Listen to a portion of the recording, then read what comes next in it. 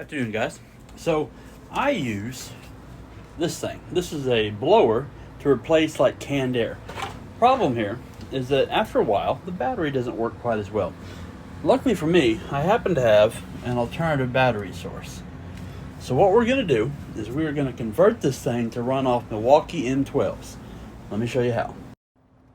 So I thought about redesigning the case for this so that I could incorporate the Milwaukee battery right into the base handle, but I'm lazy, and a better option for me is we're going to remove this. We have a little insert. This insert is going to go down inside here, and we're going to put holes in the bottom, and then our Milwaukee M12 adapter is just going to go on the bottom like so. So it's going to be a little bit longer, but we'll be able to just quickly change the battery out to these M12 batteries. Right now we're reading 11.5 volts on this, so this is the equivalent of the M12 battery, and hopefully there is a voltage shutoff built onto that, but the first couple times we run it, we're just going to use a cheap probably a knockoff battery or one that's going bad on me, just to see what it does. But yeah, we get it done. Okay, with the battery removed, we put this little piece on the bottom, and what that does is it helps me line up to the split in the casing.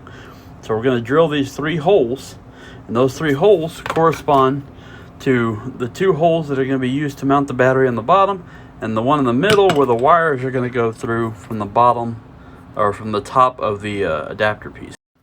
All right, we got our 3 holes here in the blower.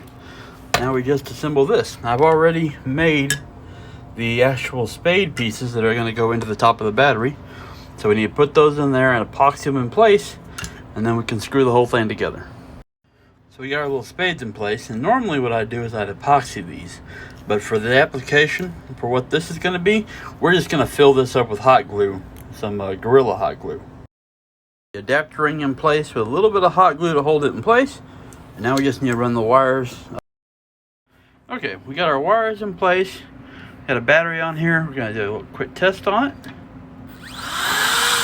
Runs just fine, so we're going to screw it all back together, and we'll be done. All right, there we go. Now, does it look a little weird? Yeah, it does. I mean, you got this huge handle on the bottom, but if I'm cleaning out, say, a PC case or something, or anything where I need to be able to clean for a good bit of time, I'm going to be good to go.